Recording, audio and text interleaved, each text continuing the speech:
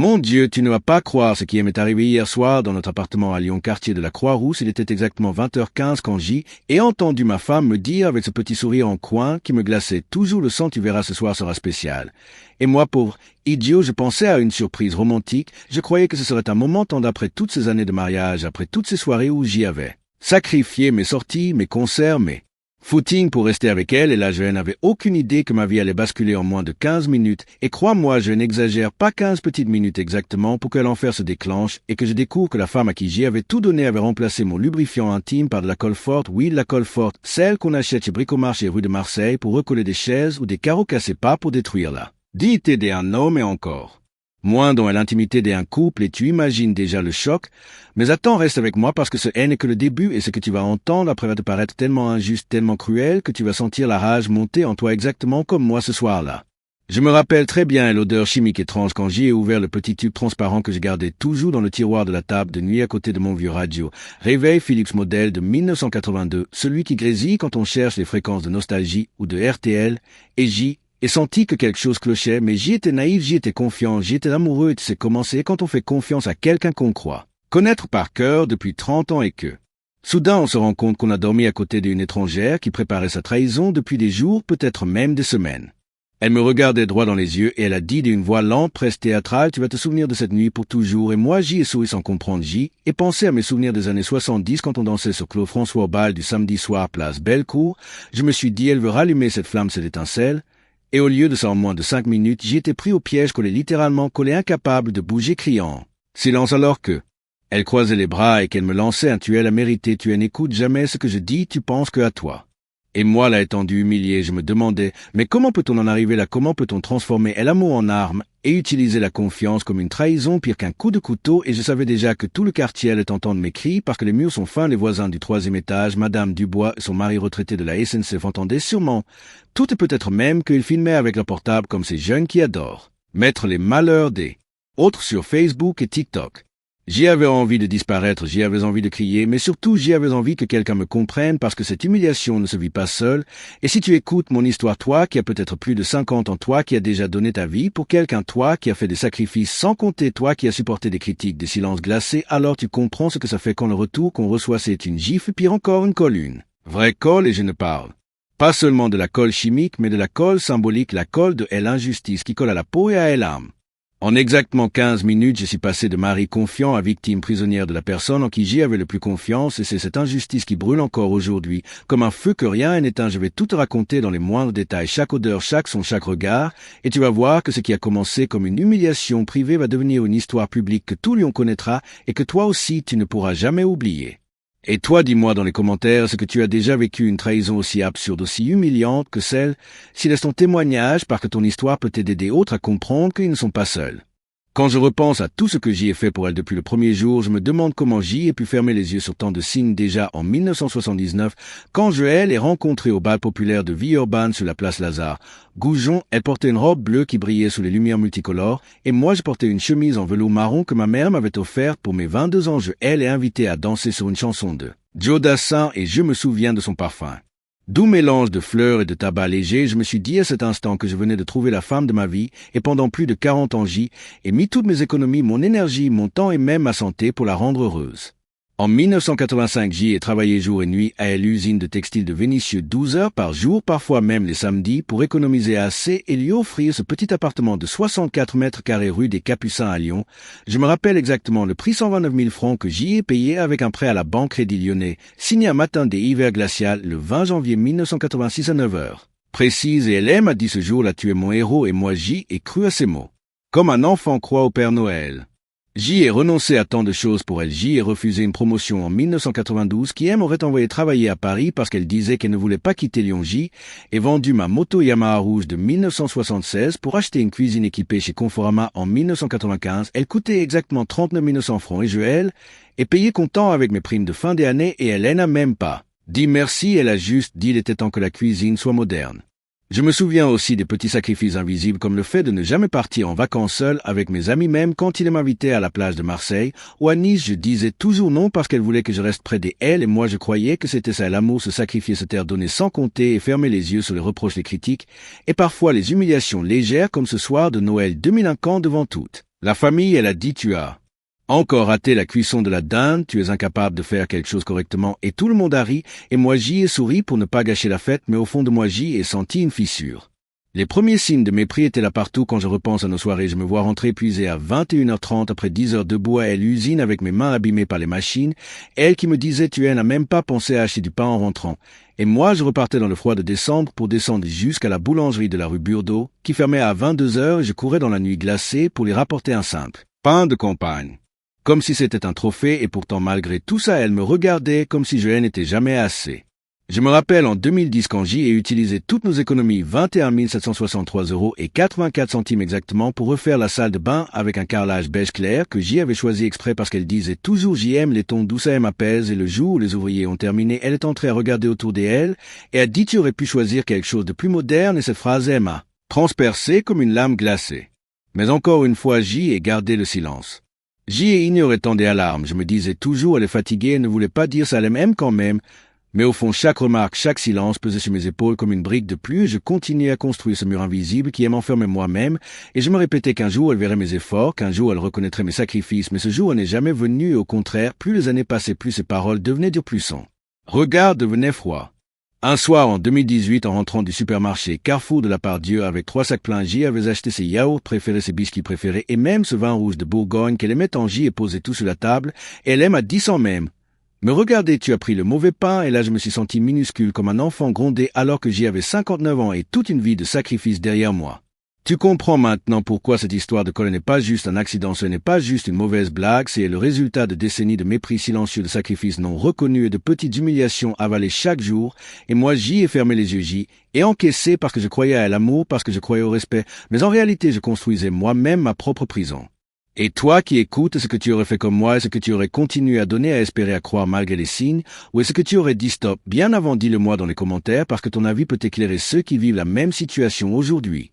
Tu penses peut-être que le pire était déjà passé avec cette nuit de colle et pourtant ce n'était que le début parce que dans les jours qui ont suivi l'humiliation est devenue publique et chaque heure qui passait me rappelait que je n'étais plus un mari respecté, mais une sorte de spectacle vivant offert au regard des voisins, des amis et même des inconnus dans la rue. Tout a commencé le matin suivant à 7h30 quand J ai descendu les escaliers de notre immeuble de la rue des Capucins et que J ai croisé Madame Dubois qui m'a lancé avec un sourire gêné « Alors ça va mieux votre petite aventure d'hier soir » et J ai senti le sang quitter mon visage parce que je comprenais que ma femme avait raconté à des autres ce qui s'était passé ou pire que quelqu'un avait entendu ou filmé et moi qui avais toujours protégé notre intimité, je devenais la risée du quartier.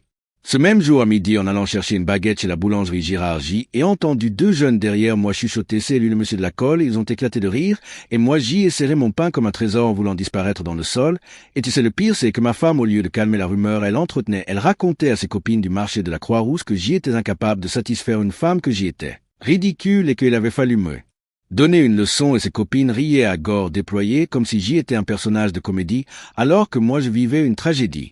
Je me souviens très bien d'un samedi après-midi, place Bellecour, je marchais pour rejoindre un ami quand un inconnu m'a arrêté, il avait un portable à la main et il m'a dit « C'est vrai que vous êtes l'homme à la colle », il a filmé mon visage et a publié sur TikTok. Je le sais parce que mon petit-neveu de 17 ans m'a envoyé la vidéo en me disant « Tonton, tu es célèbre » elle agit et compris que mon humiliation dépassait les murs de mon immeuble, elle voyageait sur les réseaux et je ne contrôlais plus rien. J'y ai essayé d'en parler calmement avec ma femme. Je me rappelle lui avoir dit un soir à 19h30 dans la cuisine, « Tu ne peux pas raconter ça aux autres, tu me détruis. » Elle a levé les yeux au ciel en disant, « Arrête, tu dramatises, tout le monde a besoin de rire un peu. » Et moi j'y ai senti l'âme froide dans ma poitrine parce que je réalisais que pour elle ma douleur n'était qu'un divertissement. Et ce n'était pas seulement les mots, il y avait aussi les gestes, elle me laissait exprès dans des situations ridicules. Par exemple, un dimanche, elle a invité nos voisins les Martins pour l'apéritif, et elle a dit, devant eux, montre-leur comment tu as crié l'autre soir, quand tu as découvert la colle. Elle imitait ma voix, elle faisait semblant de se débattre, et tout le monde riait, même Monsieur Martin, qui pourtant est un homme correct, et moi j'y étais là les joues rouges, le cœur en miette incapable de bouger, et je me disais, mais pourquoi je supporte ça? Plus les jours passaient, plus elle devenait arrogante, elle croisait les bras et me disait « Tu ne partiras jamais, de toute façon tu haines à personne, tu haines à nulle part où aller » et je restais silencieux parce que je croyais encore que l'orage passerait, mais chaque mot, chaque geste ajoutait une couche de honte sur mes épaules déjà lourdes. Un soir, je suis allé boire un café au bistrot de Flâneur rue Terme pour respirer un peu et en entrant j'y ai entendu 3 hommes rigoler. Ils parlaient de moi sans savoir que j'y étais là. L'un a dit « Tu sais, il y a un type dans le quartier qui se fait coller par sa femme » et les autres riaient en frappant sur la table. Et je suis sorti aussitôt les larmes aux yeux. Je ne pouvais plus supporter cette étiquette, cette marque invisible qui me collait comme la colle elle-même. J'y ai tenté de trouver le réconfort auprès de mon frère aîné à Saint-Étienne, Joël, et appelé un soir à 21h en lui racontant ce qui s'était passé, et il m'a répondu avec un ton sec: tu as toujours été trop mou avec elle, c'est bien fait pour toi, et cette phrase a résonné comme un coup de massue. J'y étais seul, complètement seul, face à une humiliation qui dépassait ma capacité à encaisser. Et là, je sentais ma tolérance s'effriter. J'y avais avalé des centaines de remarques, de moqueries, des humiliations depuis des décennies, mais cette fois c'était public, c'était viral, c'était répété chaque jour, et quelque chose en moi commençait à dire stop, une petite voix qui murmurait: tu ne peux pas laisser ta vie finir comme ça, tu mérites mieux, tu dois agir. Et même si je ne savais pas encore comment, je sentais que la ligne avait été franchie. Et toi qui m'écoutes, dis-moi franchement, est-ce que tu aurais supporté tout ça? Est-ce que tu aurais continué à sourire quand tout un quartier se moque de toi? Ou est-ce que tu aurais claqué la porte bien avant? Dis-le dans les commentaires, parce que je veux comprendre comment des autres auraient réagi à ma place. Il y a eu un soir précis où tout a basculé, où j'y ai senti que je ne pouvais plus rester spectateur de ma propre humiliation. C'était un mardi pluvieux à Lyon. Il était 20h42. Je m'en souviens avec exactitude parce que l'horloge murale accrochée dans le salon affichait ce chiffre et que l'aiguille de seconde avançait lentement comme pour me dire que le temps de ma soumission touchait à sa fin. Je venais de rentrer du travail, mes vêtements étaient trempés et mes chaussures laissait des traces d'eau sur le parquet, et ma femme m'a regardé avec ce mépris habituel, et elle a dit: tu n'es même pas capable de fermer ton parapluie correctement, tu salis tout. Et pour la première fois, au lieu de baisser la tête, je l'ai regardé droit dans les yeux, et je n'ai rien dit, pas un mot, et dans ce silence, il y avait une décision, une promesse, une révolution intérieure. Je suis allé m'asseoir dans la chambre sans allumer la lumière. J'y ai posé mes mains usées sur mes genoux et j'y ai laissé défiler toute ma vie comme un vieux film des années 70 projeté sur un mur blanc. Je me suis revu à 20 ans plein d'espoir en train de danser sur Dalida dans une fête de village à Tara. Je me suis revu courir après le dernier train de minuit à la gare de Perrache pour aller la rejoindre. Je me suis revu signer le prêt à la banque avec des mains tremblantes. Je me suis revu vendre ma moto, mes disques, mes souvenirs pour elle, et soudain j'y ai compris que chaque souvenir était un fil et que c'est fils tissait une toile dans laquelle j'y étais prisonnier. Mais j'y ai aussi compris que j'y avais encore une paire de ciseaux que j'y avais toujours gardé cachés, mon pouvoir caché, ma dignité. Je n'étais pas seulement un mari humilié, j'y étais aussi un homme qui avait travaillé 40 ans dans une usine, qui connaissait la valeur de chaque centime. J'y étais aussi un propriétaire d'appartements avec un nom inscrit noir sur blanc sur des actes notariés. J'y étais aussi un père, un oncle, un frère, et même un ancien délégué du personnel respecté par des centaines d'ouvriers de Vénitieux, qui m'appelait toujours pour régler les conflits, et tout cela je l'avais oublié parce que je m'étais laissé enfermé dans le rôle du petit mari ridicule. Mais ce soir-là, dans ce silence, j'y ai senti que mon identité réelle revenait, que je n'étais pas faible, que j'y avais du pouvoir. Je me suis souvenu d'un détail qui pouvait tout changer. Un soir d'octobre 2020, nous étions allés chez le notaire à Villeurbanne pour signer une mise à jour de notre contrat. Et c'est mon nom uniquement qui figurait sur certains papiers parce que c'était moi qui avais payé avec mes économies de jeunesse. Elle ne l'avait jamais remarqué ou elle l'avait oublié. Et là, assis dans le noir, j'y ai senti que ce détail était une clé, une arme silencieuse que je pouvais utiliser au moment venu.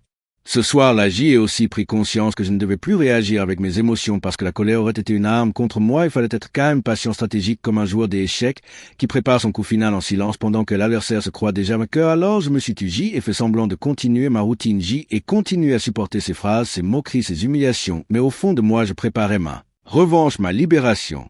Je me suis levé, j'y ai ouvert la fenêtre, j'y ai senti l'air humide, la pluie sur mon visage, et j'y ai fermé les yeux, et j'y ai juré que plus jamais je ne laisserai qui que ce soit décider de ma valeur. J'y ai juré que la prochaine fois que ma femme croiserait les bras en me lançant une phrase de mépris, ce serait elle qui tremblerait et non moi, et ce serment était comme une étincelle allumée dans un baril de poudre. Dans les jours suivants, j'y ai commencé à observer chaque détail. Je notais les heures où elle sortait, je regardais les noms des personnes avec qui elle parlait, je faisais semblant de ne rien voir, mais en réalité je collectais des preuves, je prenais des photos discrètes, je gardais des tickets de caisse, je retrouvais des anciens papiers notariés, et je rangeais tout dans une vieille boîte en fer que mon père m'avait laissée en héritage et qui portait encore l'odeur de tabac froidé. Années 4, 20. Plus le temps passait, plus je me sentais fort intérieurement parce que je savais que j'y avais un plan, je savais que j'y avais une sortie et ce sentiment me redonnait le sommeil que j'y avais perdu depuis des mois. Je me réveillais chaque matin à 6 heures pile avec la cloche de l'église Saint-Nizier qui sonnait et au lieu de soupirer, je souriais en silence parce que je savais que le jour approchait, le jour où je ne serais plus la victime mais celui qui reprendrait le contrôle. Je marchais dans les rues de Lyon la tête haute comme avant quand j'y étais jeune ouvrier et que mes collègues disaient toujours lui ne se laisse pas marcher dessus, et même si chez moi je devais encore jouer le rôle du mari humilié en public, je redevenais moi-même, je redevenais cet homme digne et respecté, et ce contraste me donnait une énergie nouvelle, une énergie que ma femme n'avait pas encore vue mais qu'elle découvrirait bientôt. Et toi, dis-moi si tu étais à ma place, est-ce que tu aurais choisi la colère immédiate ou la stratégie silencieuse? Est-ce que tu aurais crié ou est-ce que tu aurais préparé un plan? Dis-le-moi dans les commentaires, parce que peut-être que ta façon de voir m'aurait aidé à ce moment-là, et peut-être qu'elle aidera quelqu'un des autres qui écoute cette histoire aujourd'hui. Le jour de la révélation est arrivé plus vite que je ne l'aurais cru. C'était un samedi matin ensoleillé à Lyon. Il était exactement 10h17 quand J ai ouvert la porte du salon et que J ai vu ma femme entourée de ses amis. Elle riait encore de moi. Elle racontait une fois de plus à l'histoire de la colle comme si c'était une farce de village, et quand elle m'a vu entrer, elle a dit d'une voix haute: « Tiens, voilà la vedette du quartier. » Tout ont éclaté de rire, sauf que ce matin-là. Je n'ai pas baissé la tête, je n'ai pas souri. J ai simplement posé sur la table la vieille boîte en fer hérité de mon père, et J ai dit calmement: « Aujourd'hui, c'est moi qui raconte une histoire et vous allez tout écouter. » Elles ont cessé de rire un instant surprise, pas mon ton parce que je n'avais pas la voix, mais il y avait une fermeté inhabituelle, et J est sorti lentement les papiers jaunis par le temps, les contrats notariés, les relevés bancaires, et J et dit: « Vous savez, cet appartement de la rue des Capucins, celui où vous venez chaque semaine boire un café et vous moquez de moi, il est à mon nom uniquement, signé le 20 janvier 1986 à 9h préciso. Crédit Lyonnais J.E. Payé chaque centime, moi seul et personne des autres, et tu, ma femme, tu n'a jamais signé ces papiers, et voilà la preuve. » Je voyais leurs yeux s'écarquiller et ma femme blêmir. Elle a tenté de dire: « Mais tu exagères, ce n'est pas comme ça. » Et J ai ouvert un autre dossier avec mes économies investies dans des livrets que J avais alimentés depuis des décennies, des sommes précises: 21 763 € et 84 centimes, déposés en 2010 pour refaire la salle de bain, et encore 15 000 € placés en 2015 sur un compte que J avais gardé en mon nom seul, et je disais chaque chiffre, chaque date avec une clarté glaciale, et les amis qui riaient 2 minutes plutôt restaient muettes. Puis j'ai sorti les photos prises discrètement, les preuves de ces moqueries publiques, les vidéos que des voisins m'avaient envoyées. On la voyait se moquer de moi au marché ou sur la place Bellecour, et J et dit: « Voilà ce que tu appelles amour, voilà ce que tu appelles respect. » Et je n'avais pas besoin de crier parce que la vérité criait. Pour moi, chaque image, chaque papier était une gifle retournée, et cette fois, ce n'était plus moi qui rougissais, c'était elle. Ma femme tremblait, elle croisait les bras, mais ses mains bougeaient sans arrêt, signe qu'elle perdait le contrôle. Elle a dit d'une voix qui se voulait: « Tu crois que quelques papiers vont changer les choses ?» Et à ce moment précis, la porte a sonné. C'était Monsieur Martin, notre voisin, qui avait entendu du bruit et qui entra curieux, et je l'ai laissé entrer exprès. Je voulais des témoins. Je voulais que la vérité soit publique. Alors je lui ai montré aussi les papiers et je lui ai dit: « Tu sais, Monsieur Martin, tu riais bien et l'autre soir, mais regarde la réalité, qui a payé, qui a construit, qui a sacrifié, et il a baissé les yeux honteux. » Elle agit et sentit la dynamique et s'inversait totalement. Moi, qui étais elle, homme humilié, je devenais le narrateur de ma propre justice. Je tenais les preuves, je tenais les témoins, et même le silence du salon. Elle m'appartenait, on aurait entendu une mouche voler, et J est poursuivi en disant: « Tu pensais que je n'avais rien, que j'y étais prisonnier. Mais ce que tu ne savais pas, c'est que chaque sacrifice que J ai fait, je elle et consigné chaque franc, chaque euro, chaque heure passée à elle usine et gravé dans ses papiers. Et si demain je vais chez le notaire, si demain je vais chez un avocat, c'est toi qui sortiras de cet appartement et pas moi. » Elle a voulu répliquer, elle a dit avec une voix brisée: « Tu ne ferais jamais ça, tu n'as pas le courage. » Et pour la première fois depuis des années, J et sourit un vrai sourire, pas de façade, et J et répondu: « Tu ne me connais pas, tu ne m'as jamais vraiment connu, parce que le courage, elle est toujours eu seulement, elle est utilisé pour protéger ce mariage, et maintenant je vais l'utiliser pour protéger ma dignité. » Et ce mot dignité a résonné dans la pièce comme une cloche. Les amis se levaient une par une, mal à elle, certaines ramassaient leurs sacs, des autres évitaient mon regard, et l'une d'elles a murmuré: « Tu sais, il a raison, tu as été trop loin. » Et ce petit murmure était plus puissant qu'un cri, parce qu'il venait de elle, une de ses alliées. Elle agit et vue dans ses yeux, elle une peur nouvelle, une peur qu'elle n'avait jamais ressentie, la peur de perdre le contrôle, la peur de voir sa comédie s'effondrer. Et toi qui écoutes, ce que tu comprends, ce que ça fait de sentir le pouvoir revenir entre tes mains après des années de silence, ce que tu comprends, cette chaleur qui monte dans la poitrine, quand tu n'est plus la victime, mais celui qui détient la vérité. Si oui, partage cette histoire, parce que peut-être qu'elle aidera quelqu'un des autres à retrouver sa dignité au moment où tout semble perdu. Le lendemain de cette révélation, la nouvelle s'est répandue dans tout le quartier plus vite qu'un feu de paille, parce que les mots voyagent toujours plus vite que les trains, et les voisins n'avaient pas perdu une minute pour raconter ce qu'ils avaient vu et entendu. Certains disaient J, y étaient des autres exagéraient en ajoutant des détails inventés, mais tous répétaient la même chose, que J avait posé des preuves irréfutables sur la table, que ma femme avait perdu la face et que le masque de elle humiliation, et s'était inversé. Quand je suis sorti de l'immeuble ce dimanche matin pour acheter du pain à la boulangerie de la rue de la République, J et senti les regards changer. Ce n'étaient plus des regards moqueurs, c'étaient des regards de respect, et même parfois de gêne, parce que beaucoup de ceux qui riaient de moi hier se souvenaient que moi je ne riais pas. Ma femme, en revanche, avait le visage fermé, elle n'osait plus sortir seule, elle restait cloîtrée dans la cuisine à tourner en rond comme un animal pris au piège. Elle essayait de me parler, mais ses phrases se brisaient avant d'arriver à mes oreilles. Elle répétait: « Tu as voulu me ridiculiser devant tout le monde », et je répondais simplement: « Non, je n'ai rien voulu, J, et seulement montrer la vérité, et la vérité, elle n'a pas besoin de décor, elle se suffit à elle-même. » Chaque mot que je prononçais tombait comme une pierre dans un puits sans fond. Le lundi, quand elle est allée travailler à l'école primaire de Vèze, où elle donnait encore quelques cours de soutien, elle a senti le poids du silence des collègues, qui d'habitude riaient avec elle, ne lui adressaient plus la parole. Certains évitaient son regard, et autres chuchotaient derrière son dos, et elle a compris que le rire collectif qu'il apportait s'était retourné contre elle, et qu'elle goûtait enfin à ce qu'elle m'avait fait vivre pendant des années, sauf que moi j'y avais tenu. Seule et elle Non, elle ne savait pas tenir sous le poids du mépris. Ce soir-là, elle a tenté une dernière fois de me renverser. Elle a crié, tu as détruit ma réputation, tu as tout gâché. Mais j'y ai levé la main calmement et je lui ai dit, non, c'est toi qui t'es détruite. Moi, je hais, n'ai fait que lever le rideau et derrière le rideau, il n'y avait rien d'autre que tes propres actes. Et ces mots, elles l'ont frappé plus fort que tout cri parce qu'elle a compris qu'il n'y avait pas de retour possible. Dans le quartier, les rôles étaient inversés. Les gens qui m'appelaient autrefois le mari ridicule me saluaient maintenant avec respect. Bonjour, monsieur, comment ça va, vous tenez bon nez avec vous? Certains voisins me glissaient des mots discrets de soutien. Même ceux qui s'étaient moqués évitaient désormais de croiser mon regard parce qu'ils avaient honte et moi je ne cherchais pas la vengeance, je savourais simplement le fait que la balance de la dignité avait enfin basculé. Je me souviens d'une scène particulière, c'était au marché de la Croix-Rousse le samedi suivant. Une vieille dame que je ne connaissais pas, elle m'a arrêté, elle a posé sa main ridée sur mon bras, et elle m'a dit doucement, j'ai entendu ce qui s'est passé, monsieur, sachez que vous êtes courageux et que vous avez rendu le voix à beaucoup d'hommes et de femmes qui souffrent en silence. Et ces mots m'ont serré la gorge plus que n'importe quel discours parce qu'ils venaient des unes. Inconnus, sincères. À la maison, la tension était palpable, chaque repas devenait silencieux, elle baissait les yeux, et moi je mangeais calmement en observant la pendule du mur avancer comme un métronome de ma victoire silencieuse. Je ne disais pas grand-chose parce qu'il n'y avait plus rien à dire, tout avait déjà été dit, montré, prouvé, la guerre était finie et les conséquences continuaient de tomber comme des dominos l'un après l'autre. Un soir, mon fils est venu me voir, il m'a dit, papa, je ne pensais pas que tu avais gardé tout ça en toi, je te demande pardon d'avoir ri avec elle parfois, je croyais que tu étais faible, mais maintenant je comprends que tu étais juste patient, et je t'admire et ces mots valaient plus que toutes les preuves parce que c'était la reconnaissance de mon propre sang.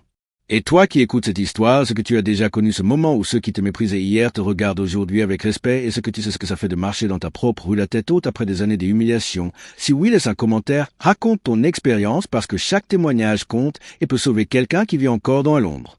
Quand je regarde tout ce chemin parcouru, je réalise que cette histoire qui a commencé par une humiliation douloureuse et s'est transformée en une renaissance inattendue. Je croyais avoir perdu ma dignité, je croyais avoir été réduit au silence par les rires cruels, par les chuchotements moqueurs, mais en réalité je n'avais rien perdu, je portais simplement un poids qui n'était pas le mien et le jour où j'y ai osé poser l'épreuve devant tout ce jour-là j'y ai déposé ce fardeau et j'y ai retrouvé ma voix. Il y a quelque chose de puissant à comprendre que la vérité ne demande pas des applaudissements, elle se suffit à elle-même, elle agit toujours en son temps. Certains diront que j'y ai été dur en exposant ma femme, mais cela oublie que je n'ai pas inventé une seule chose, j'y ai seulement montré ce qui existait déjà, et si ce qui existait était douloureux, ce n'était pas moi le responsable, ce n'était pas moi le bourreau, ce n'était pas moi qui avait remplacé le lubrifiant par de la colle et pourtant, c'était moi qui avais payé le prix pendant toutes ces années. Aujourd'hui, je marche dans les rues de Lyon ou de Paris quand je rends visite à mon fils et je crois des visages qui se souviennent. Certains m'arrêtent pour me dire courage, des autres pour me dire merci parce que mon histoire leur rappelle à l'heure, parce que dans chaque immeuble, il y a un mari ou une femme qui souffre en silence. Dans chaque quartier, il y a une personne qui se demande si elle mérite le respect et je leur réponds toujours la même chose, oui, vous le méritez toujours. Je me rends compte aussi que ce combat m'a transformé, je ne cherche plus à plaire aux voisins, je ne cherche plus à être celui qu'on respecte pour son argent ou ses sacrifices, je suis simplement moi-même, et c'est suffisant parce que quand tu as traversé le feu du ridicule et que tu en es sorti, vivant plus rien ne peut vraiment t'atteindre. Je me souviens de mon enfance dans les années 70, les bals populaires dans les petites villes de Bourgogne, les chansons de Joe Dassin qui passaient sur la radio, le parfum du pain frais qui sortait des fours et les couples qui dansaient sur les places. Ces souvenirs me rappellent que la vie peut être simple et belle, et qu'on n'a pas besoin de se perdre dans des humiliations pour exister. Alors si je parle aujourd'hui, ce n'est pas seulement pour raconter mon histoire, c'est pour tendre une main à ceux qui se sentent seuls et leur dire vous n'êtes pas seuls. Et maintenant, toi qui écoutes mon histoire, toi qui as tenu jusqu'à ce dernier chapitre, je veux te poser une question. Est-ce que tu as déjà vécu une injustice qui t'a donné envie de tout abandonner? Est-ce que tu as déjà senti que ta voix ne comptait pas? Si oui, écris-le dans les commentaires. Raconte-le sans peur parce que chaque mot peut donner de la force à quelqu'un d'autre. Et si tu n'as pas vécu cela, mais que tu connais quelqu'un qui souffre, partage cette vidéo. Avec lui, peut-être que ces mots elles aideront à trouver le courage de se relever. Et n'oublie pas non plus de t'abonner à cette chaîne et d'activer la cloche parce qu'ici on ne raconte pas seulement des histoires, on construit une communauté où la dignité reprend sa place, où les humiliés deviennent des voix fortes, où les silences deviennent des cris de vérité et chaque nouvel abonné est une pierre de plus dans cette maison que nous construisons ensemble. Je termine en te laissant cette pensée, la justice, elle n'est pas toujours dans les tribunaux, parfois la justice commence dans une cuisine quand on décide de ne plus se taire, parfois la justice commence dans un marché quand une vieille dame ose dire vous êtes courageux, parfois la justice commence dans ton propre cœur quand tu comprends que ton histoire mérite d'être entendue et que ta dignité n'a pas de prix. Alors marche la tête haute, partage ton histoire et souviens-toi que personne n'a le droit de te réduire au silence parce que la vérité finit toujours par se lever comme le soleil sur la place Bellecour après une nuit de pluie. Et toi qui regardes, laisse ton commentaire, abonne-toi, active le petit bouton de notification, partage cette histoire avec quelqu'un qui en a besoin et surtout, n'oublie pas tu n'es pas seul jamais.